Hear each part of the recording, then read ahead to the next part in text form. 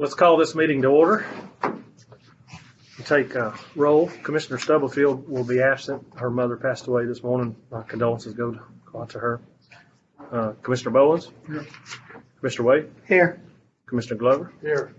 And chair's here, so with four of us being here, we have a quorum.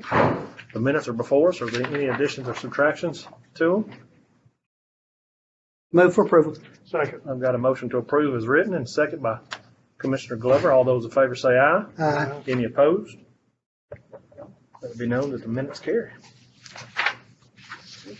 Jumping right in, we're going to start with Judge Joe Perry to address the committee and discuss the juvenile clerk's current work schedule. There's been some discussion of what's going on, so I guess we'll just turn it forward to you if you don't mind. All right. Well, I appreciate the opportunity to come in and talk to the committee. When Judge Glover offered me the opportunity, I was happy to do it. So it gives me an opportunity to kind of brag on some of the folks within our department and outside of our department.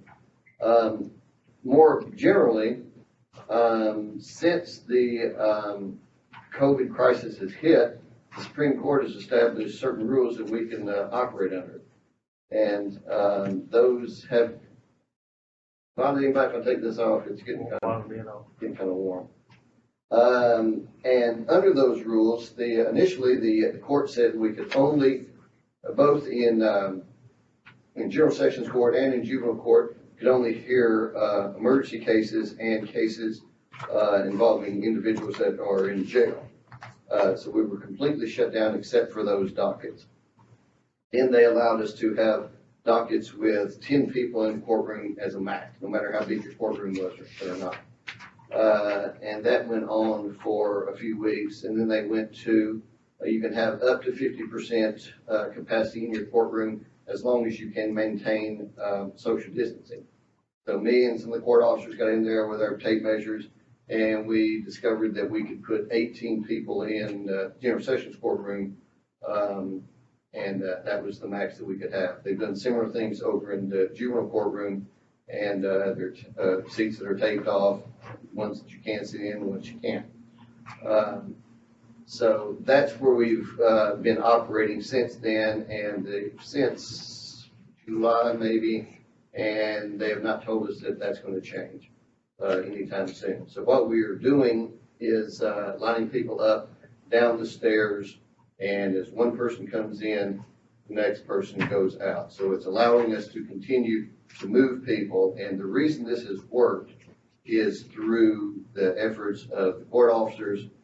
And I've told them, Sheriff, I don't know if I've told you directly, but they have made this work. And with the way the jail is bringing up inmates for our jail docket, that's having to be done by pod to keep everybody separate. And you know, for the longest time here in Robertson County, we had no COVID cases at all in the jail. That's in large part due to the way they manage the court, or they manage the jail, and then how that's affected the courts and the way they bring them up. Made for a little longer day because they can only bring it sometimes 2 or 3 at a time.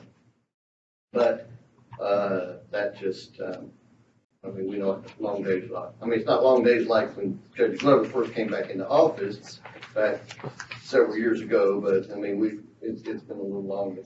So what that has done, that has created crowds in the hallways. And juvenile court, and one of the things that they encourage us to do, that the Supreme Court encouraged us to do, is to have more cases, hear more cases remotely, and come up with new ways. They set aside some of the rules about how you have to have hearings, and they've allowed us to have hearings remotely. So in general sessions court, once COVID hit, we were able to do hearings, from down at the jail, take pleas there in the courtroom. We've been able to take some pleas with people that are not even in the same state, because the Supreme Court allows us to do that. So we'll take a plea. Somebody may be in another state. Their attorney will be on video. I'll be on video. And we can accomplish cases, hearing cases that way.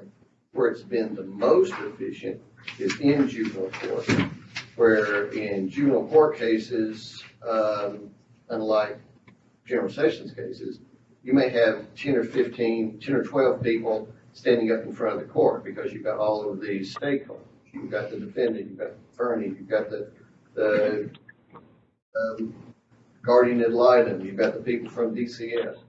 And you have to have all these people in cases, and all of that is allowed to be done remotely now. And you have, over 175 hearings. As of today, we did 106, yeah, it's by I video, can't hear you. 176 videos by hearing, the same setup that you guys have here, the go-to meeting. And that started April 1st under the COVID restrictions. I'm going to pause you for just 1 second. We had a caller join. Can you identify yourself, please?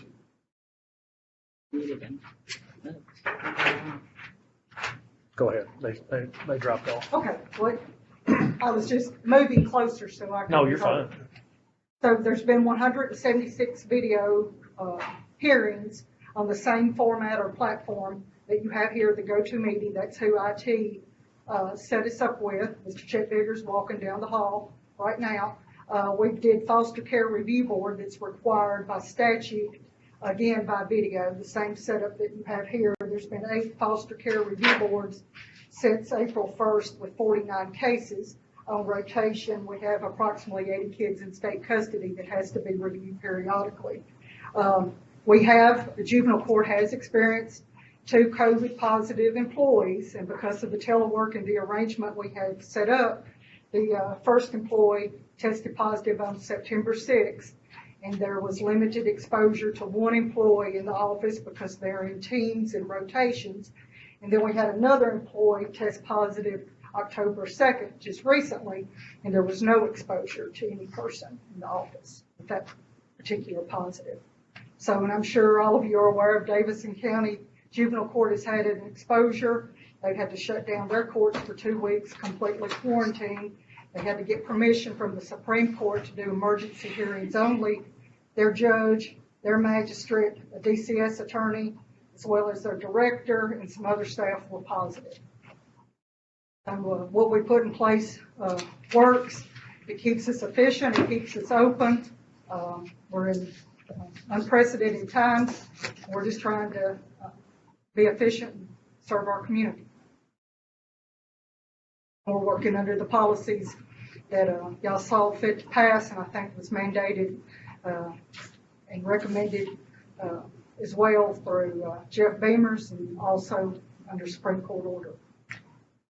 All right, what's the issue then, or explanation, if you would, elaborate about your clerks, Clerks that on their one- work schedule. Okay, 1 clerk with 1 YSO are on rotation. We've got 3 clerks, we've got 3 YSOs. So 1 clerk and 1 YSO work together. Well, We always have a clerk on staff. but how many days a week is the clerk working? Okay, well, there are, Each clerk, how many days are they coming into the office? okay, it'd be 2 to 3 depending on the rotation. Oh, they work They from work home? 2 days one week Yes. and 3 days the next week. That could be. However the rotation lands, yes. But if they're not here, they're working They're from home. teleworking. They're teleworking. We're set up to telework from home. But the, They have access to the system. They can file by home. They can email by home. They can, we're almost complete, juvenile court is almost completely automated. All of our pleadings are done through email or e-file, and we're able to load them into our system.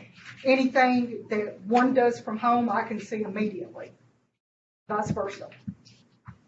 the foster care review hearings that she referred to, those are all being done remotely and they can be done from home. The 176 hearings that require DCS workers and DCS attorneys, most all those people are still not allowed back in the office, so they're having to work from home. So the setup is kind of required based upon all these other entities that are involved, almost requires it to be set up that way. So we're behind on nothing.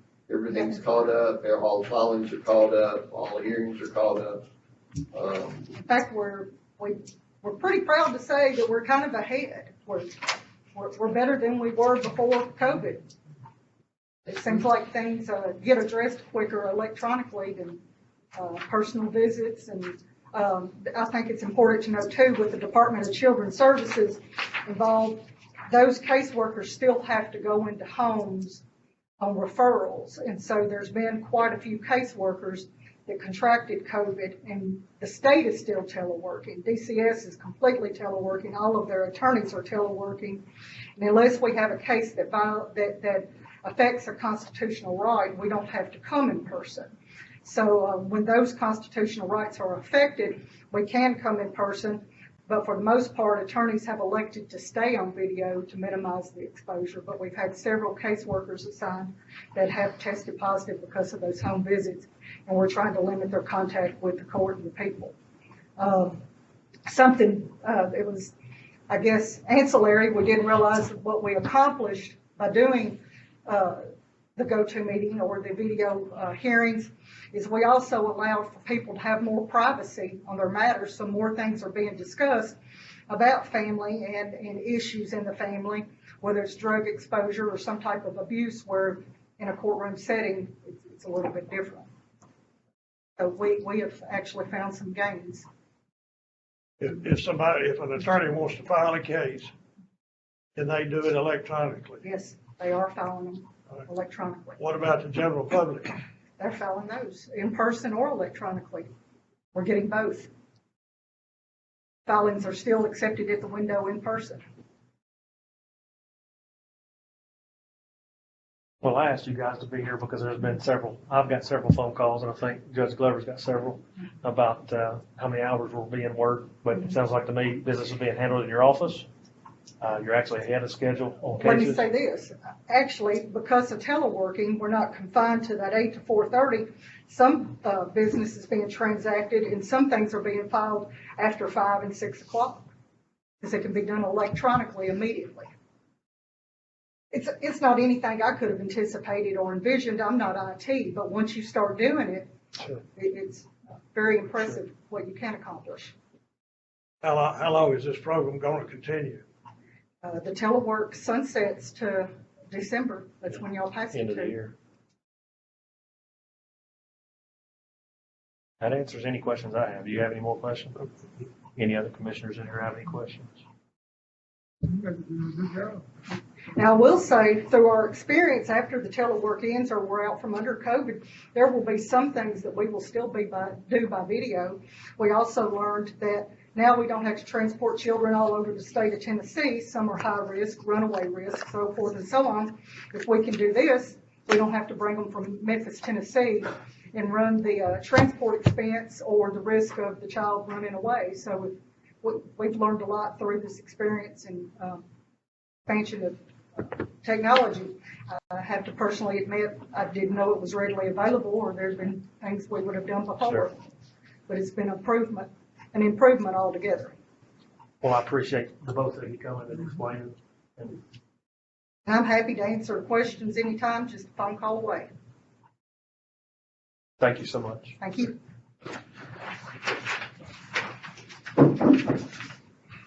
All right, number 2 on our agenda is going to be Trey Fann, county engineer, to address the committee concerning extra funds left over that was earmarked for renovations of the DMV.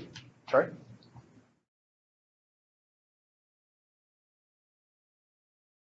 Yeah, I want to thank you all for letting me be a late addition, I guess, to the agenda. As most of you are aware, we have been working for several months at the old Tractor Supply building that the county owns, I think, for the past 3 years, as part of a lease renewal with one of our tenants, the state of Tennessee, with the Department of Safety and the DMV. We agreed to a renovation in order to help upgrade some things and accommodate some office layout rearrangements that they were doing. We budgeted $70,000 for that project. We got into it, everything really went pretty well. We hit several plumbing problems along the way. We were fearful we were going to run into some electrical issues similar to the plumbing. At some point, and Keith and or Jody could give you a precise timeline on this, an additional $50,000 was allocated to that project in case we ran over on the plumbing and electrical. You all voted to look to sell that building. Clyde Richard is working at putting together a package to solicit bids from interesting parties that might want to purchase that. And we wanted to, with a clear conscience, be able to say the building is in good shape, and we have done that. Well, I reported to Building and Grounds last night that project is now fully complete. At least we're deeming it fully complete. And we came in slightly under the $70,000. So the extra 50 that was allocated, we're here tonight to ask if you all would consider transferring that, or whatever the term is, to the Animal Control Building project. That project currently has about $465,000 available for it, but that has to include not only construction costs, but soft costs with architect, engineer, those type things. So we have about $420,000 for actual hard cost construction. We're looking at doing a renovation of the existing kennel building and adding on also. And the hard cost on those are about $375, $380. Then we put the architectural fees, whatnot in there on top of that. We really don't have any contingency money for this project, and we don't have anything in there for site work. What I mean by site work is parking and driveway. If you've ever been out there and traveled up that driveway, you will agree, I think, that it needs some attention, paving or concrete, and we need some designated parking spaces with some hard surface for safety of people. More people come in and out of there than you realize for different type of business and whatnot. So that's a long-winded way of asking if it would be possible for that $50,000 that's left over from the DMV renovation project could be allocated to the animal control project. I think it's a great use of funds. All right. I'll make a motion we transfer the $50,000 to animal control. I've got a motion to transfer $50,564.32 to the animal control project. Do I have a second? Got a second by Commissioner Bowens. Ready to vote? Any more questions? Well, it says, and the extra funds from the Train Energy Efficient Fund transfer. We're going to transfer more than just the 50? Is that something It else? totals out, there's like, if you'll look in your backup, I think there was around 40,140. Okay, so it's all included in that? Okay. Yeah, it's all inclusive. Okay, I'm ready. You ready? Ready to vote? Commissioner Glover? Yeah. Commissioner Bowens? Yes. Commissioner Wade? Aye. The chair votes aye. It's 4 ayes. Ayes have it. Mr. Chairman? Yes, I'd sir. like to say the trades worked hard on this. This will be the third time that we're gonna put this out for bid. We've had to change it. He drew it up. And, it's been a chore to try to get it done for the amount of money we've allotted, but Building and Grounds is, they're not going over what we give them, so. No, and at the time we allowed the money, or allocated the money, we really thought we had plenty there, but we found out the hard way that we didn't. So, Trey, I appreciate your hard work on this. All right. Number 3 is ballot budget amendment number 12, number 13. I'm going to turn that over to Jody for discussion. Okay. Basically, this is that governor's local government support grant that you all approved to allocate the funding this way back in your May County Commission meeting. And these two budget amendments actually are putting the funds in those expense accounts based upon that resolution. These funds have actually been in the county coffers for a couple of months already. We received the $1,317,572, and actually that was greater than what you all have already allocated. It's $266,889 more than what they originally told y'all. Questions?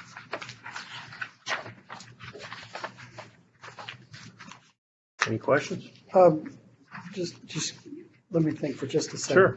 So your 12 is the 850,000 that we That's the already June. passed, right? Sure. Yes. It was a resolution, and now this puts the funds in the budget, and then the other 200 was for Fund 131, so it's on a separate one. So 8, 9, there's That's your million 1,050,000. 50,683 when you look at the resolution. Okay. And what's the plan for the balance between that and the $1,000,003? I've not really, There's no y'all plan at haven't this time. talked about it. I do know that there was 40,000 that's already been used for the drive-through window for county clerk and trustee. And I think the rest is we keep it there for an emergency fund of some sort. We always have projects pop up or expenditures, so I mean, we really need to take a look at a loader out solid waste, but that contract's coming up and they may bid that out to where they're gonna have a loader supplied Vendor. by vendors, so we can maybe hold off on that right now. Yeah, okay, just wanted to know what the plan was. I move to approve. I've got a motion to approve by Commissioner Wade and a second by Commissioner Glover. Any more questions or discussion? Ready to vote? Commissioner Wade? Aye. Commissioner Bowens? Yes. Commissioner Glover? Yes. The chair votes aye. That's 4 ayes, so the ayes have it. The next item is balance budget amendment number 14. This is where there's a donation from the late Major Samuel Keith.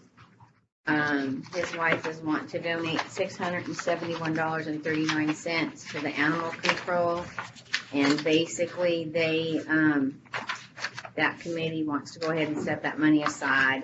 If the money doesn't get set aside like this, it kind of gets lost in the general fund when the year closes. So this will actually set it aside. They'll put it with that same $50,000 that he's put for the other lady that donated money in her. Okay, where's she? All right. It's very Move to generous approve. of her. Yeah. Second. Move to Motion, approve. got a motion to approve and I got a second by Commissioner Glover. Any more questions or discussions? Ready to vote? Commissioner Bowens? Yes. Commissioner Glover? Yes. Commissioner Wade? Yes. The chair votes aye. The 4 ayes have it. That was very generous of Ms. Keith. Tomorrow, I'll send some kind of thank you. Please do. Very, very nice. The next two items, number 7. Whoops, excuse me. Number You 5. can tell I got the numbers all messed up. Sorry. That's what happens when you change the agenda at the last time. Sorry. The next two items are grant money. There's some Homeland Security money that they've applied for the 2020 year, and that's $20,835. And there's still $6,708 left over from some grant money that they didn't spend last year. So that's balance budget amendment number 15 for the total amount of $27,543. I move for approval. I got a motion to approve by Commissioner Glover, second by Commissioner Bowens. Any more questions or discussion? Ready to vote? Commissioner Wade? Yes. Commissioner Bowens? Yes. Commissioner Glover? Yes. Chair votes aye, so 4 ayes have it. Okay, the last one that I have on here is a grant that is for our elections department. Chet Biggers, our IT director, he's applied for it because it's basically all for security, IT security. It's in the amount of $25,000. Oh, and I want to back up. This grant could carry for 3 years, and I'm finding out the Homeland Security grants can do that as well. If they don't spend them, you go into the next year. The way they work is what they don't spend. If they don't spend it, they can't ask for the money. So each year on these grants, at this particular time of the year, either in September or October, they'll probably be coming to y'all to ask for the new grant money and any leftover grant money. I think that's the easiest way to do it instead of trying to budget. You So just we'll be don't- seeing these budget amendments Probably every September, about around October. this time. Yes. Makes sense. Move to approve. I've got a motion to approve by Commissioner Wade and a second by Commissioner Glover. Any more questions or discussion? Ready to vote? Commissioner Glover? Yes. Commissioner Wade? Yes. Commissioner Bowens? Yes. And the chair votes aye. The 4 ayes have it. All right, next on the agenda is going to be the sheriff to address the committee about the distribution of law enforcement support program, commonly referred to as a LESO program. Yeah, so we got some good news, received a check, Ms. Jody's got it, I think maybe she's already deposited it, it came in a lot higher than what we were expecting, we were thinking it'd be around $300,000, it came in at $348,240.59. That money was received from the city of Ridgetop, through the participation that their government had through the law enforcement support office, sheriff's office also part of that office, or that program. I believe Ms. Jody sent a letter out from Elbert Baker, our state coordinator, saying that we could accept that money. It had to be used for law enforcement purposes. Ridgetop no longer has a police department. They had to do something with it. We were grateful that they picked us to send those funds to. So we're asking for the budget amendment to move those funds in transparency over to our 799 line item so that we can complete a few projects. And I want to talk to you about the projects we're looking at doing. All of them are, of course, to increase public safety throughout Robertson County. So first project we're looking at is an AED project, automated electronic defibrillators. I'm looking at putting AEDs in all the patrol cars at a cost of about $61,000. This will be in every patrol division vehicle, criminal investigations vehicles. This will be replacement AEDs for our jail, in the general sessions court, in our courthouse, take care of you, Mayor, and the sheriff's office. Be sure they know how to use Yeah, we're gonna train them well. So, as y'all are aware, heart disease is still the #1 killer in the United States. In this past year, the sheriff's office has responded to 166 calls of chest pain and cardiac arrest. Every year, our deputies are administering CPR to citizens in our community.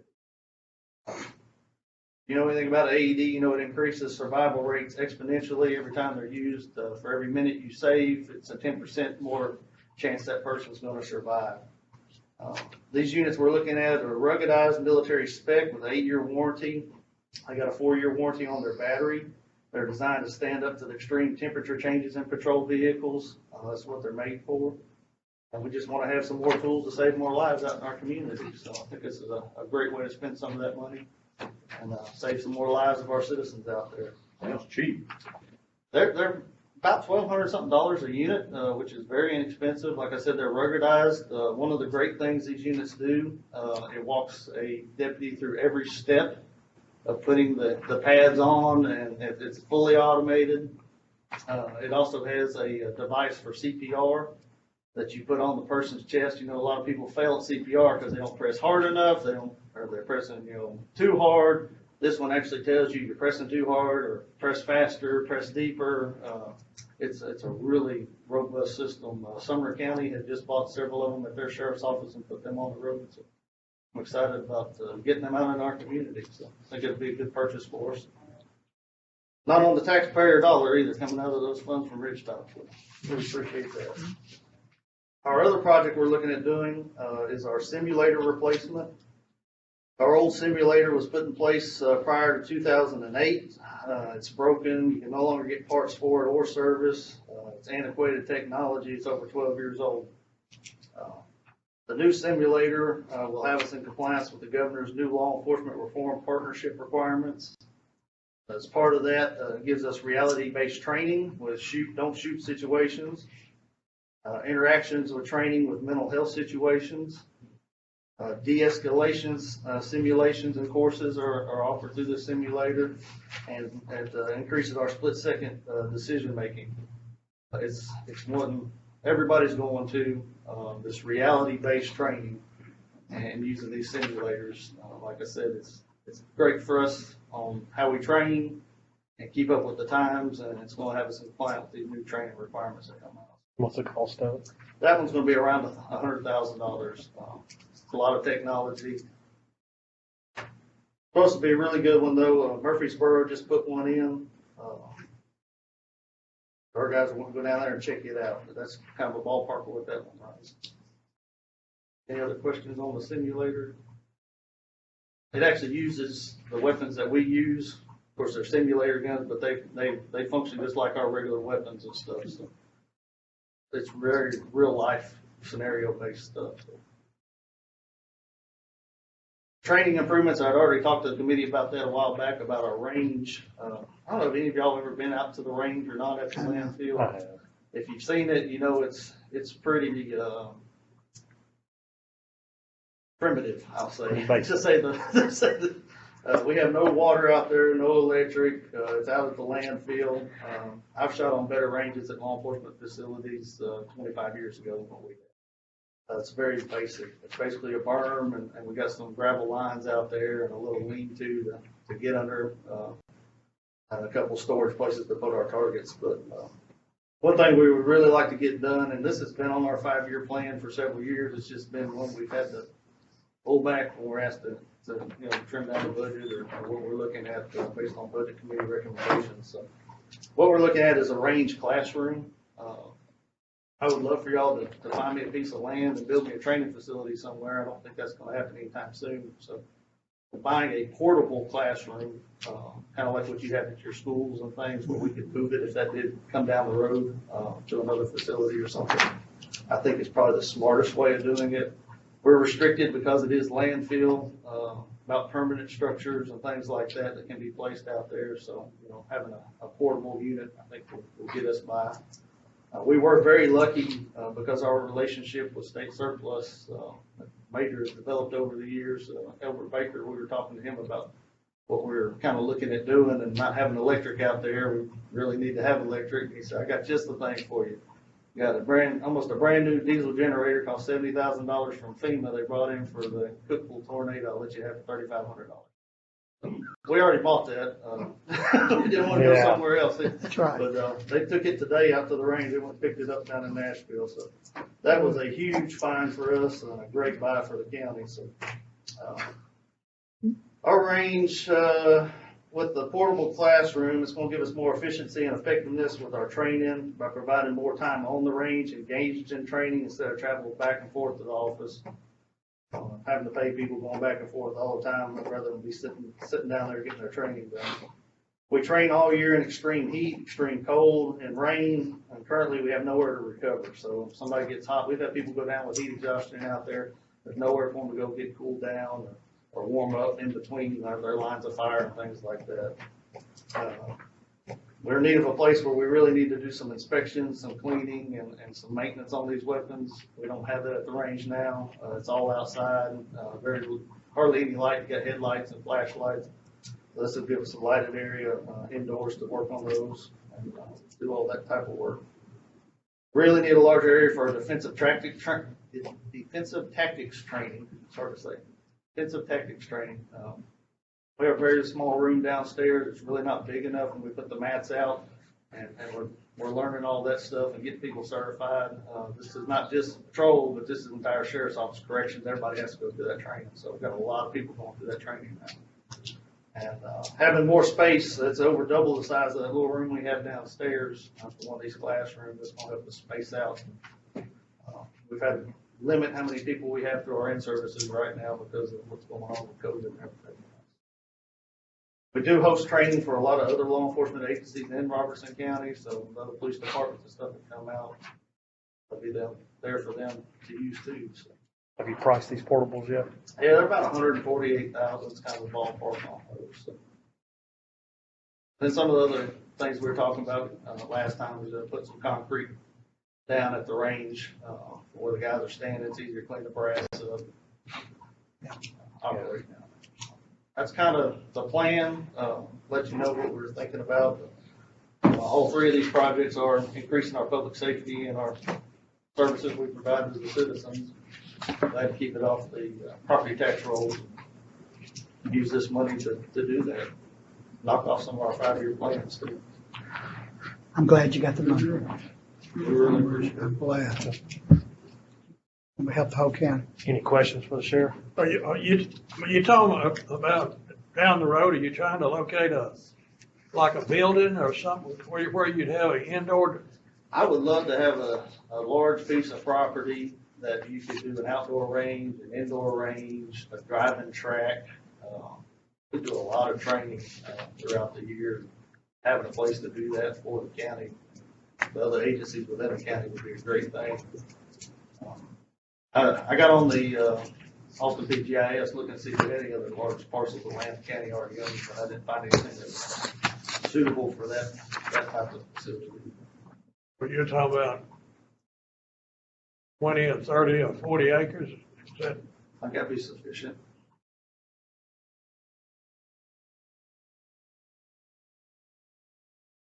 Maybe something come along on the delinquent tax roll. There you go. Just keep me in mind. I don't think anything we have to do. Yeah, we'll have to. It's budget amendment number 17. Okay, Of 17. course, all these projects go through our normal purchasing guidelines to the county as we. I'll move for approval. Got a motion to approve by Commissioner Wade. Do I have a second? Got a second by Commissioner Bowens. Any more questions or discussion? Question? Vote. Commissioner Bowens? Yes. Commissioner Wade? Yes. Commissioner Glover? Yes.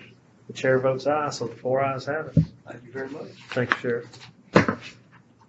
The last thing I have is, I want to inform the committee about, met with, planning and zoning last month and just failed to put this on the agenda for our last meeting, but, discussed with planning and zoning about the adequate facility tax. And I got a recommendation that we should take a look at $1.25. It was discussed to $1.50, $1.25. So, and they discussed leaving the commercial rate the same.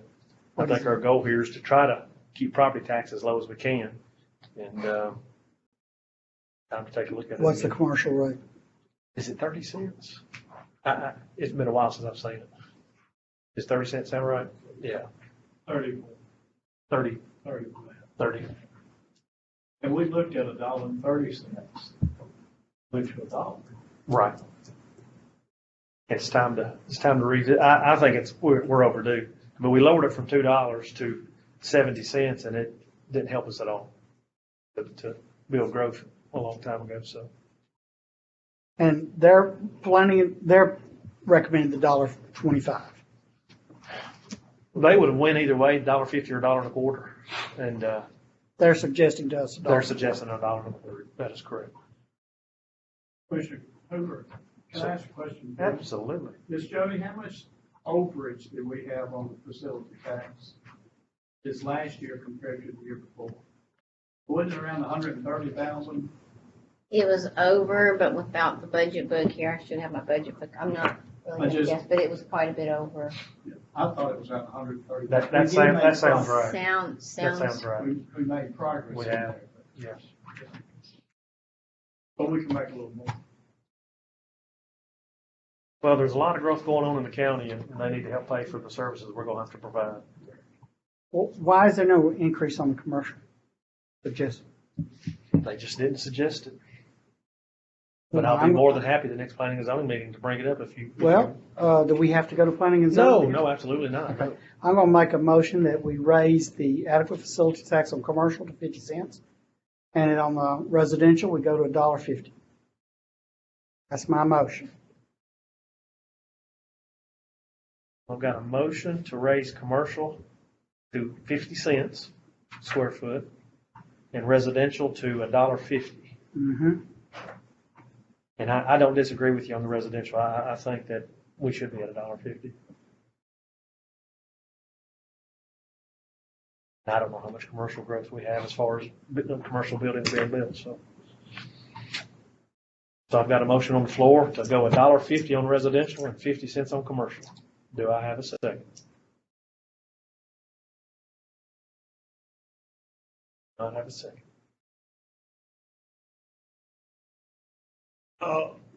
Personally, on the commercial, I'd like to have more information before I made a decision. I'd like to, Do we want to wait on? What was the high on commercial? That y'all brought that down when you did the residential. No, we didn't. No, we never changed. We didn't touch them. No, We it didn't didn't touch touch them. Residential was higher than that though, I thought. Residential was $2. I mean, Commercial. commercial was I higher. only remember it being We 30 didn't cents. touch it then, but I can't tell you, we haven't done anything commercial so long, I couldn't tell you what it ever was, really, other than 30 cents. Well, I can remember when we put a commercial out there. There was a time we didn't even have a commercial. Right. Right, so we had industrial. Mm-hmm. And I remember the commercial, when Kroger's and Walmart came in, there was some places, and, they didn't flinch. No, yeah, I agree, they wouldn't. Commissioner Hoover, is there a cap on commercial? No, but that's, So many dollars that it cuts off. I mean, that could very well be discussed but at this point, it wouldn't be, no. Yeah. whether the zoning and planning did discuss it. It was not, the commercial was not discussed in planning and zoning. No. I'll be more than happy to discuss it with them and we can wait on this. I just wanted to bring it to you. I meant to bring it to you last month and it just slipped my mind.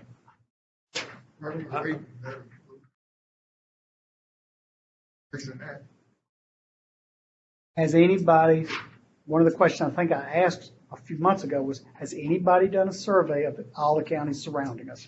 And what those rates are around the surrounding counties? I did, but it has been years ago, and It was done at the last spring. yes, We yes. compared it to surrounding counties. Okay, well, I'd like to see that, and I'd like to, go, I'll be happy to call the other counties and get it, if I could get. On the commercial side? I'd, commercial and residential. I'd like to see how we compare. Well, if you've got time to do that, that would be tremendous. Be happy to help. That'd be tremendous. October 15th, my year's over. I know we got some commissioners that talked about a cap on residential. They have. I don't, So probably if we go to table with it at the commission, there'd be a lot of discussion. And I personally agree, we done 70 cents, well, I do it too. yeah, That's cheap. we hurt ourselves. the folks out there that are gonna build a 5,000 square foot house, that extra money is not gonna make or break that decision. I do agree, but I think their argument's gonna be, well, they're probably not have kids in the school system, and, I've heard it once, I've heard it before, so, but. Who knows? Right, they could have 5 kids in the school system. That's right. Who knows? And my thing is, I'm all for making sure we got some money coming in from the development, because that's the pressure we're getting. I agree. And there's gonna be a lot of houses and commercial built in this county in the next few Yes, it years. is. There is a public report of the monthlies of the counties around us that have their rates. It can be obtained from the state. I have a copy, but it's about 4 years old. You'll send me the copy or the link, I'll be happy to run it all down for y'all. I just know what it is in Williamson County. I will, Not enough. I'll reach out to planning and zoning office and also to that committee, and we will put this on our agenda for next month. Okay. Work for y'all? Yeah, and I like to have the information before we come to our meeting. I think as soon as Commissioner Wade gets it, I bet you he'll email it to us. All right, be great. If you want to work that through Leanne and them, I'd be glad to do it. Okay, Just take some phone call. okay. I don't mind calling. That is all I have. Is there any old business need to be discussed? Next month's meeting is gonna have to be on a different day. You're correct. Because of the election, is that correct? Yes, sir. And we had looked at moving it to that Thursday, but I will be out of town on that Thursday. So Close election day. we can do the 10th, November the 10th it'd be the second Tuesday of the month. Mhm. And then the commission meeting would be the 16th. And you phone them. No, I turned it off because my phone is ringing off the clients wanting tax returns. The last minute. Do you buy tax returns? Do I buy them? No, I do not buy a tax return, but I got clients. I got clients that are walking in today with information. Yeah, absolutely. Had 9 months to get it done. Well, you give us $200, I don't give you anything. Anybody you want to send to me, I'll appreciate it. I'll shake your hand, thank you. So November 10th at 4:30, does that work for Bubba you? done gone to sleep. You said November 10th? Yeah. November 10th at 4:30. Do finance at 4. That's okay with me. I don't have a problem. All right, that's what it's going to be moved to. Then I think Joey's got something she wants to.